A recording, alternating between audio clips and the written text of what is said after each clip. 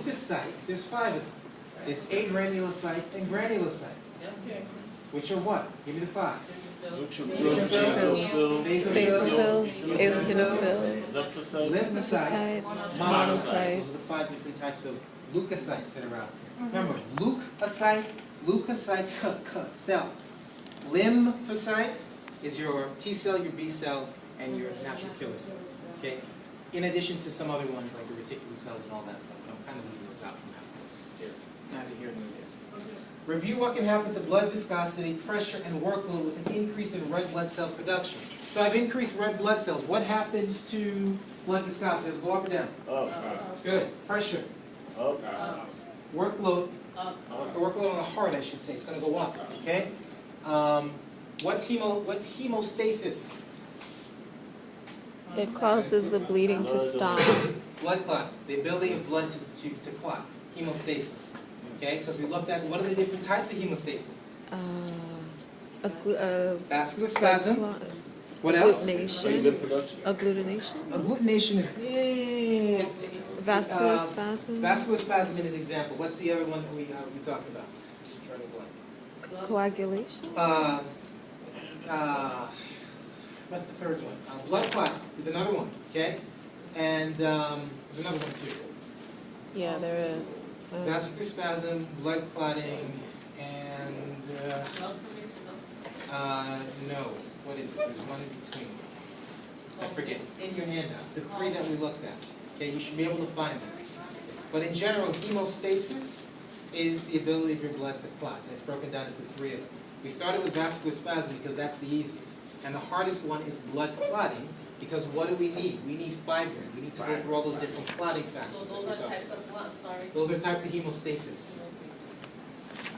You talking about the pathways? Is that- No. All. What do you mean pathways? Because it says vascular spasm, blood flow. Oh, Yes, that's it. platelet plug formation. Yeah. So blood formation. Vascular spasm. You were right. Platelet I'm so plug. Plug formation and coagulation. Those are the 3. Blood Those formation. are the 3. Those are your 3. Of which Blood formation. Blood formation. Platelet yeah. plug Plug formation is yeah. second, and then coagulation is third. Of which coagulation is the most sophisticated, because that's when you start talking about the intrinsic and the extrinsic factors, the different pathways. We go through all those different clotting factors that we went through. If you remember that. Probably not. Be able to identify the location of lymphoid hematopoiesis. When does lymphoid hematopoiesis take place? In the thymus gland. Lymphoid hematopoiesis. White. Within lymphatic tissue, okay, or the lymph node. Lymphatic hematopoiesis takes place within the lymphatic system. Where does myeloid hematopoiesis take place? In the bone marrow, in the red bone marrow. Okay, so be able to differentiate between the two. Lymphoid hematopoiesis and myeloid hematopoiesis. There's a slide that says that. In fact, I saw it today. Yeah. Know the functions of the blood. Straightforward question. You got to review that. They're all there. Okay, you can do that. Be familiar with the different types of proteins and the prevalence of each in the blood plasma. What am I talking about? Albumin. Alpha, Albumin. albumin, Fibrinogen. and fibrinogen. Which is the most popular? Albumin. The albumin. The albumins are the most typical, is the most abundant protein you will find out of the plasma proteins. So there's albumin, GABA-globulin, and what? Fibrinogen. And fibrinogen. Correct. Fibrinogen. Because remember, I keep saying fibrinogen is the fibrinogen. precursor to what? Fibrin. Okay, and that's what we need, that's what you need to know. Because fibrin is fibrin. Okay. And that's the whole point of going through all those coagulation profiles, because we want to get to fibrin, which is going to do what? It's going to plug the clot. Okay. Understand the different causes of edema discussed in class.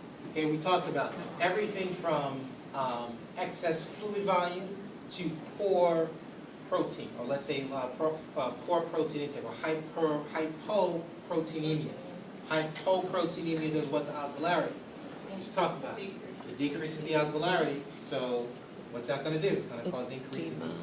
Okay, I believe there's a slide that talks about edema and all the possible causes that are there in the handout. Yeah. So look at it, please. Know where myeloid hematopoiesis takes place. Review the factors that influence blood viscosity. Okay, for example, a person who has emphysema, what is that going to do to blood viscosity? Slow down. It's going to slow it down. Why? Because builds up If a person is anemic, okay, or if a person is exercising, let's say, in the Rocky Mountains, what is that going to do to your red blood cell It's gonna production? go up. It's going to increase red blood cell production. Okay, a person who has emphysema, what's the problem with emphysema? Oh, no oxygen. They have low oxygen, so what's the body going to do? It's gonna go up. Produce what? EPO. How? EPO. Yes, It's gonna it's go going to up. produce more EPO. It Yeah. produces more EPO, it increases your red blood cell production, decreases viscosity. That's how you have to think, Okay. okay? You gotta put one and two together. Those were just some factors. Review the function of the heme group in relation to oxygen transport. Essentially, well, what is responsible for transporting oxygen on a red blood cell? It's the heme group, okay? That's essentially what I'm asking you. Review the effects of increased or decreased EPO will have on red blood cell production. We talked about that. Osmolarity. If I have increased EPO, what is it going to do to osmolarity? It's gonna go up. It's gonna go up. It's going to increase it, okay? Hematocrit. What's hematocrit? Packed red cell volume So what is it going to do to the number of packed red blood cells? increase. It's going to increase it. What about viscosity? Did I say that already? Yeah. It's going to, what's it going to do? If I have increased EPO, it's going to increase viscosity. If I have decreased EPO, it's going to decrease it. And O2 production. If I have increased EPO, it's going to increase red blood cell production. If I have decreased EPO, it's going to decrease red blood cell production. Okay? Review the function of the liver and spleen in the life of the red blood cell. Essentially, I'm giving you the answer, what two organs are responsible for killing or causing the disposal of red blood cells? The liver and the Clean spleen. and Right? Know the causes of polycythemia. excess red blood cell. That's an overproduction Excess, yeah. of Red blood cells. Why? We just talked about it. altitude. Yeah. And what else? What else? Emphysema, EPO. smoking, emphysema. You're producing too many red blood cells. Why? Because your body thinks it's hypoxic. So what is it going to do? It's going to increase the amount of red blood cells it has, which is going to do what to your hematocrit? It's going to cause it to go high. Person now suffers from what? Polycythemia. So what's the answer to this question? It's very simple. All you're looking for, if I ask you all of the following are causes for polycythemia except, Okay. you may not know the answer, but what are you looking for? You're looking for the one answer that does not cause an increase in red blood cells. So you name two that increases polycythemia. Emphysema, anemia, Air pollution. what else? Exercise. Excessive exercise at high altitudes, anything that's going to cause a state of hypoxia in the body is going to result in polycythemia. Okay. Does that make sense? Mm. You're working on it. Yeah, I don't think Okay. we increase exercise, but continue. Why not? We limited. Increase exercise, you're supposed to be more healthy and you Are you? just Go outside and run around this campus 20 But times. and come if you're back. not used to it, we used to have like a decreased blood pressure, Over they're time, healthy. in a conditioned athlete. yeah. I'm not conditioned. I go out there and I come back. What's going to happen to my red blood cells? It's gonna go up. It's going to go up It's gonna because go my up. body's saying, hey, you did something, I don't have enough oxygen, I need to produce more red blood cells. What's going to stimulate that? The EPO produced by the kidneys.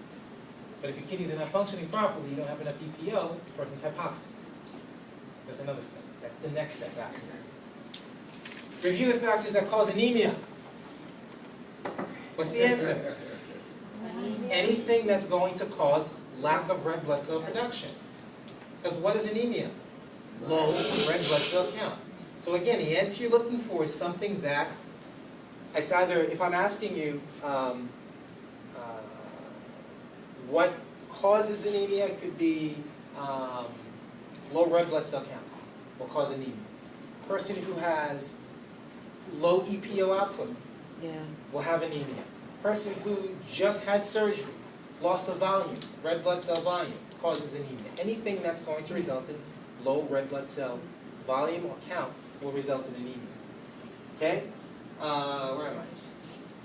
Review the potential consequences of anemia in relation to blood viscosity. If I have anemia, what happens to my blood viscosity? Does it go up or down? Down.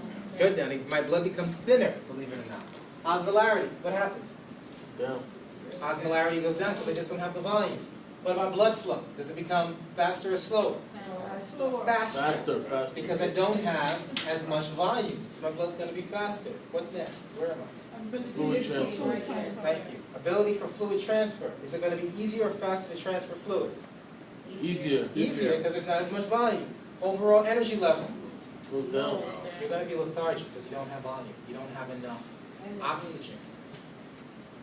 Know what types of feedback loop is responsible for correcting hypoxemia? What do you think? I got The answer. negative feedback. Yeah, because what did I tell you? Negative. The answer is negative? Why? I don't know. Yes, you do. I The was answer's gonna right say there. positive, this is why this getting things wrong. What did I tell you? I don't Know the type of feedback loop is responsible for correcting Oh yeah. hypoxemia. If I'm correcting anything, You're it's balancing negative it. feedback. Yeah. Because negative feedback is going to bring back to your baseline. Yes. Next. Understand the cause of sickle cell disease, what happens structurally to the hemoglobin molecule, and why adaptations have taken place. We talked about this 1,000 times. Yeah. What happens in what? First of all, what is the cause of sickle cell? Why is a cell sickle? Not enough Lack of oxygen. What is the sickle cell trying to prevent? What disease process is trying to sort of run away from? Malaria. Malaria. Malaria. Okay. What happens specifically to destruction of the hemoglobin? Changes. Okay. So it doesn't carry as much oxygen. Since it's not carrying as much oxygen, it polymerizes and becomes what? Sickle. And then it gets stuck, and then causes what? Glutamation. It causes glutamation can take place or blockage of blood vessels. In fact, I have a 14-year-old right now who actually had a stroke because she had sickle cell disease. She's from where? Ghana? Ghana, yes. Understand what mechanism on the plasma membrane of the red blood cell differentiates the 4 different blood types. Okay, so it's a couple of things. What do you think? What differentiates the 4 different blood groups, the different blood types? Glycoprotein. Antibodies. Okay? The proteins too. Yeah, it could be. It's really a couple So of things, believe it or not. glycoproteins. It's either glycoproteins, Okay. okay, or it could even, your book even mentions glycolipids. Yeah, believe it or not. that's what I One of the have. two, Okay. okay?